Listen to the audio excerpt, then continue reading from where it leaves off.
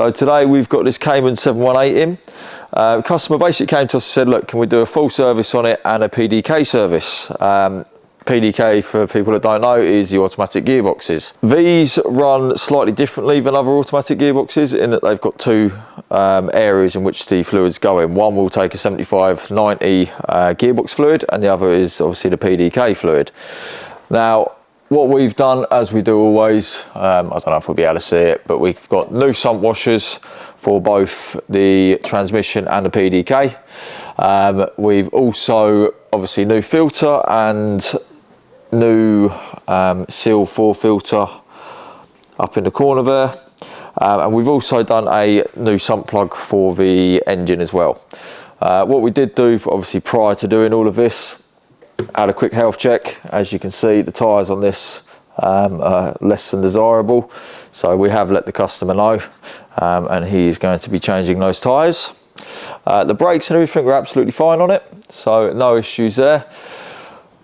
What I will do is quickly show you the importance of changing that PDK oil. If you come over here, I've actually just put two tubs next to each other. One is fresh PDK, and the other is what came out of it. Now, as you can see, the other one is nigh on jet black, so it was definitely worth changing.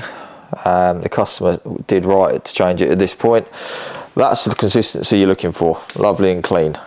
This is all clutch, brake up, and different components which break down in the gearbox over a period of time. Obviously, these are the old sump washers here. Again, one of them was absolutely filthy and did not want to come out, to the point where it started rounding off, which was good fun to get out. So obviously these are the filters that came out of it. Oil filter, pollen filter. I don't have the air filter, unfortunately. Again, really in need of being changed. Absolutely filthy. That one would have started taking moisture on as well and putting a smell through the cab. This filter actually isn't too bad.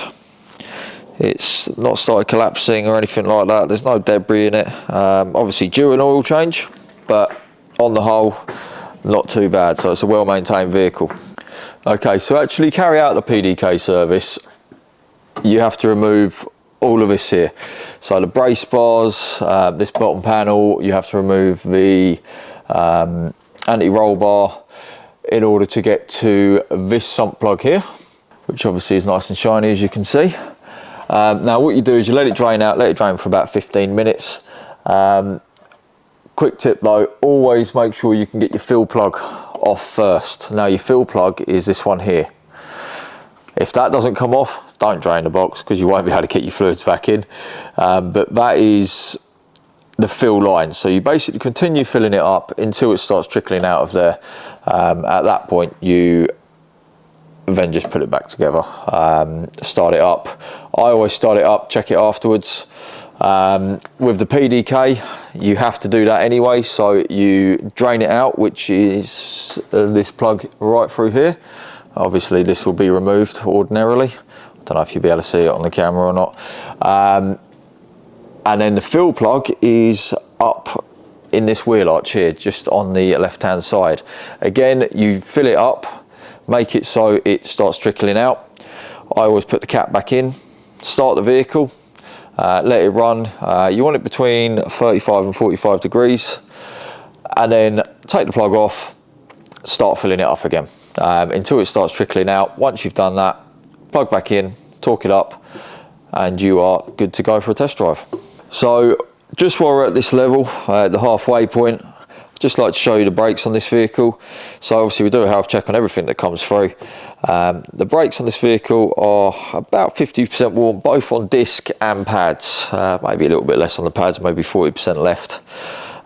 But they're in still good condition. There's no real pitting, no real scoring.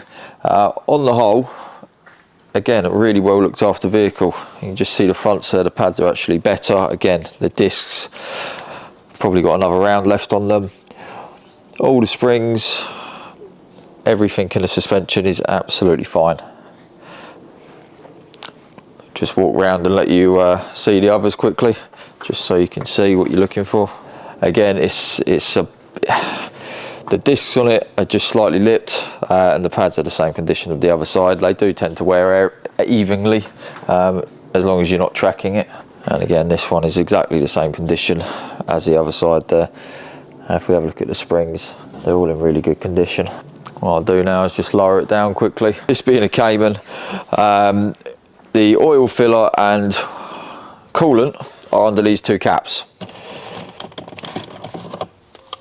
Okay, so obviously we've filled up. This particular vehicle takes 5.7 litres of oil, and I'm not going to remove that because I've just run it up to test the oil level, but you can test your coolant level just by taking that cap off there, which we do on every vehicle that comes in, as well as obviously re-greasing all the ball joints, all the mechanisms on the spoilers. And if we come around the front, we'll show you the pollen filter, which is just under this cap. So the pollen filter here, brand spanker's new.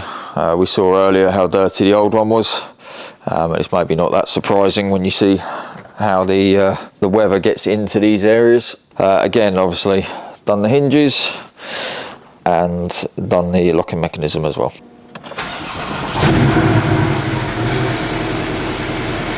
I'm just going to quickly check any fault codes, etc., and clear the service light off of it. Now we're out in the vehicle, just giving it a test, making sure everything's running smoothly. We're not getting any clunky gears, slipping gears, etc., etc. I have just done a few tests just prior to starting the video again, just so we can be sure. I did also, just before we went out, do a scan with the computer again, just to make sure that there's no codes there that I'm unhappy with.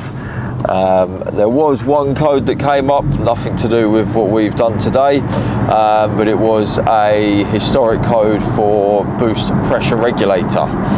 Now I've cleared it off, and what we'll do is when we get back after this little drive, we'll have another look, just see if it's come back on. Hopefully not, fingers crossed, and then we can give this back to the customer fault free, new service, new oils the whole way through, and he's good for another year.